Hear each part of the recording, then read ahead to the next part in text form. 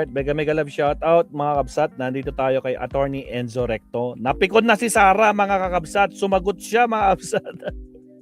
Paano naman may pasabog si Ramil, no? Napikon si Sara sa pasabog ni Madriaga. Pasang-awa raw ito sa College of Law ng San Sebastian. Nako po, Diyos ko po Lord Rudy.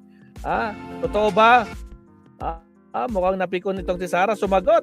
Diyos ko po. O sige, pakinggan natin si Attorney Enzo Recto Mabsat.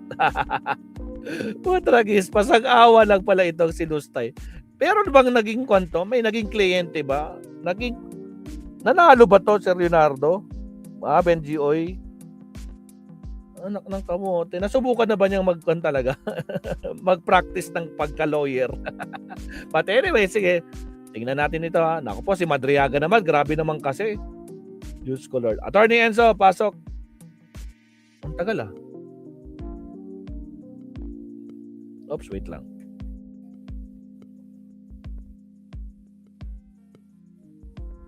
Oy, what happened? Yon! Wala nang maraming paligoy-ligoy pa. Diretso sa punto na. Maiksi lang ang komentaryo, pero diretso sa punto. Maraming kuro-kuro.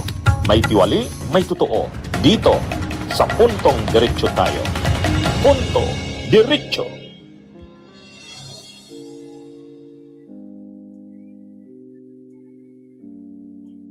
Mga kabunyog, mga kababayan, matindi. Isa pa sa lumitaw kanina sa hearing sa Kamara, yung testimonya ni Madriaga, matindi yun Kinumpirma ni Madriaga kanina, alam niyo kung mahina raw talaga ang ulo ni Sara. Agoy. Ano ito Paklap naman yun, Attorney. Maiksi lang yung panahon na nandun si Madriaga kanina sa Kamara kasi nga ang binigay sa kanya ng korte na pwede lang siyang mag-testify, mag-appear sa Kamara ay mula 8 a.m. to 5 p.m. Di syempre 3 p.m. umalis na. Kasi 2 hours pa ang biyahe pabalik sa Camp Bagong Diwa. Pero kanina may isang bagay na binanggit. Hindi ito side comment lang Hindi side comment. Nandun mismo laman sa kanyang supplemental affidavit. Hindi ito chismis, hindi intriga. Nandun talaga sa kanyang sinumpaang salaysay. Supplemental affidavit niya. Sinabi mismo ni Madriaga, kinumpirma niya na mahina ang ulo ni Sara. Bagsak sa mga niya. Poor ang kanyang academic performance sa College of Law. Agoy. I got close with Attorney Ryan, who was previously a professor of Sara and former associate dean of SSC Law. He shared with me that Sara was not particularly good in school, was often struggling with her academics and habitually rude and violent to other students. Agoy. Hence, Attorney Ryan used his influence in San Sebastian College of Law to ensure that Sara received passing grades despite her poor academic performance. Sampal. Actually, marami nang nagdududa. Abogada ba talaga itong si Sara? Paano ba ito nakapasa sa pagka-abogada? Ngayon, ito na. Kinumpirma na ni Ramil Madriaga na totoo ngang mahina ang ulo ni Sara. Actually, nung nag-aaral ito si ng law, Madriaga, ay hirap talaga ito. Struggling sa kanyang klase. Struggling. Alam niyo mga kabunyog, ito?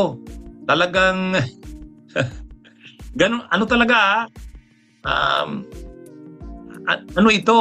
Nag-aral siya nakagraduate siya ng College of Law niya sa San Sebastian. Pero nagsimula siya sa San Beda. Ngayon, pagsimula niya sa San Beda, na-kick out siya malamang. O baka bagsak doon pa lang, bagsak na talaga malamang yung mga grado niya. Pagkaganyan talaga, lumilipat yan kung saang eskwelahan. Malapit ang mga eskwelahan na malapit sa San Beda na pwede nilang paglipatan, University of the East, San Sebastian. Magkakalapit lang yan. Ngayon, lumipat itong si Sara sa San Sebastian College. Kaya pala. Recoletos. O ngayon, nung Oo panahon nga. na yan, yung si Attorney Ryan Kilala, associate din. Associate din ng San Sebastian. Itong si Attorney Ryan Kilala. Yes, nanonood si Ah. Ramil. Ngayon, itong si Attorney Ryan Kilala bilang associate din, syempre associate din ka eh. Ito daw yung tumulong kay Sara na malusutan ang College of Law. Na kahit papano, kahit mahina ang nito, performance, makapasa. Itong si Attorney Ryan Kilala, ayon kay Madriaga. Si Attorney Ryan Kilala kasi, magkaibigan sila ni Ramil Madriaga. Kasi mahilig sa sasakyan, mga sasakyan. Mahilig sa sasakyan itong si Attorney Ryan Kilala. Ay mayroong talyer ito, si Madriaga sa Cainta. O kaya nagkapareho sila ng hilig. O ngayon, Tapos ka na itong mag-live. si Ryan Kilala, dahil magkakilala sila ni Madriaga. Oh, You narangan don't know what tayo. an AI work management platform is? Naku, si Inday Sara, parang sinabi ni Ramil Madriaga, bobo yan. Pasang awa lang, no? Naawa pa. Parang yun yung sasabihin ni Ramil eh. O, sige, Nalaman balik. kay itong si Ryan Kilala, dahil magkakilala sila ni Ramil. Madriaga. Diyan niya nalaman kay Ryan Kilala na itong actually pareho sila ni ito kasi si Madriaga graduate din ng College of Law sa San Sebastian. Graduate din yan. Oh. Graduate din ito. Kaya lang hindi naman sila magka-batch. Hindi sila magka-batch. O ngayon, anong lumalabas? Ang lumalabas nang nag-aaral pa si Sara sa San Sebastian ng Law ay mahina talaga sa klase. Aray ko po. Mahina talaga ang ulo ni Sara. Grabe ka naman, attorney. Masasaktan yung mga garapata dyan, mga kaka-DDS natin dyan pag ganyan mga wordings sa ginagamit. Diyos ko po, Rudy. Kaya yung mga nagtatanong, paano yun nakapasa? O yun, ang ano pala ng pagkakapasa ni Sara ay dahil kay Attorney Ryan Kilala na associate din ng San Sebastian. O ito yung bahagi ng supplemental affidavit ni Madriaga kanina. Ito. Sige, here we go. Sabi ni Raul Madriaga, open quote, I got close with Attorney Ryan, who was previously professor of Sara and former associate dean of SSC Law, ibig sabihin San Sebastian College of Law. He shared with me that Sara was not particularly good in school, was often struggling with her academics, and habitually rude and violent to other students. Hence, Attorney Ryan used his influence in SSC Law to ensure that Sara received passing grades despite her poor academic performance. Yan mga kabunyog. Aray ko po. Yan yung kinumpirma ni Madriaga. Yan yung kinote ko na binasa ko. Bahagi yan ng supplemental affidavit ni Madriaga. Kaya yung marami lagi diyan nagre-react. Ano ba talaga yan si Sara? Abogada ba yan? Ito na. Doon pa lang pala sa San Sebastian, ayon mismo kay Attorney Ryan Kilala na professor dati ni Sara, associate din, sa kinumpirma nito. Mahina talaga sa klase. Kaya malamang na-kick out ito sa San Beda. Ngayon, nalipat siya ng San Sebastian. Mabuti na lang San Sebastian, nandun itong si Attorney Ryan Kilala. Associate din, professor ni Sara. Tinulungan si Sara na malusutan ang College of Law ng San Sebastian. Sa totoo lang mga kabunyog, ano talaga yan? Sa amin talaga ng mga ako kasi nag-graduate ako ng law, UE ako University of the East. Marami rin akong mga classmates sa UE na galing din San Beda. Nagsisimula sila sa San Beda kasi gusto nila magaling na eskwelahan. Mas magaling kasi ang San Beda kaysa sa San Sebastian at UE. Pero ang nangyayari, maraming mga nasa San Beda nakikick out. Kaya lumilipat sila kung hindi San Sebastian, UE. Yan yung malapit doon. Kaya ako noon, marami akong ka-classmates kick out ng San Beda. Pero ako hindi ako. Sa UE na talaga ako nagsimula. Mula first year ng College of Law. Pero ako naman, nag-graduate ako ng law, valedictorian ako. Wow! Grabe ka naman. Attorney Enzo, valedictorian pala. Pero mabsat din naman, mga kabsat. Sabi ni Kabsat Tokis. Kung wala si Kilala, malamang kick out din. Saklap ka, di ba? Kahit lumipat, no? Pag wala si Kilala. Putragis. Buti na lang nakilala niya si Kilala. Diyos ko po, Rodi. Siya tuloy. Attorney, pasok. Plus valedictorian ako sa law.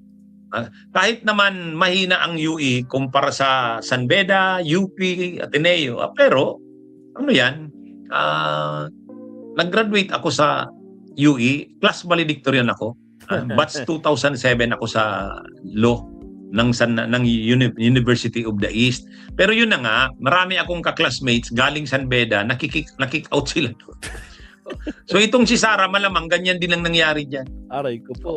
Ngayon, pagdating sa San Sebastian, mabuti na lang yung associate din, si Ryan Kilala, kaibigan ni Sara. Tinulungan daw eh. Kaya naman Based pala. yan sa testimonya ni Ramil Madriaga kanina. We know. Nakumpirma na, no? Kumpirmado, Kumpirma na. Attorney. Actually, maraming mga nasasangkot dito.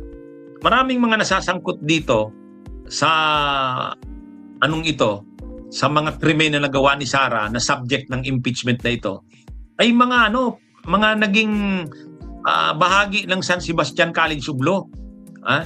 Parang kung si Rodrigo Duterte, ang mga naging bahagi ng administrasyon ni Duterte, mga kabrad niya sa San Beda College of Law. Ito namang si Sara, mga galing naman San Sebastian. Itong si Madriaga, San Sebastian din. Si Attorney Ryan Kilala, na babanggit din yan dun sa affidavit ni Madriaga, San Sebastian College of Law, associate din. Si Attorney Reynold Munsaya, controversial din yon.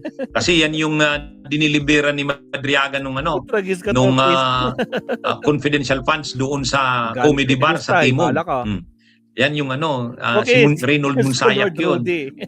San Sebastian din yun. Yun yata ang kabats ni Sara. Yeah, anyway, yan mga kabunyuga. Kaya grabe. Kinumpirma ni Madriaga. Mahina nga talaga ang ulo ni Sara. Aray. Poor daw yung academic performance nang nag-aral ito ng law sa San Sebastian College. Okay, mga kabunyug, mga kabayan, magandang araw sa inyong lahat. Salamat, Attorney Enzo. Grabe naman si Tokis. Ang harsh. Wag ganyan, Tokis. Magagalit yung mga ka-DDS natin pag ganyan. Patragis. Siguradong mabibisit sila pag ganyan ang pinag-uusapan. Diba? Paano ba naman? Sabi ni Tokis, wow, Torny, at least daig mo si Lustay. Pero Torny, wala ka kay Lustay. At least siya, magna. Anong magna yan? Tatawa-tawa ka na ng Elvira G, ha? Mintik, tinatawanan niyo si Tokis, wag ganyan, ha? Just color Rudy. Ayun, kayong mga ka-DDS, wag kayong masyadong nagagalit sa amin. Kung lang tayo dito, friends lang. Just ko po, Rudy. Ay, grabe to. O siya, punta naman natin si podcast.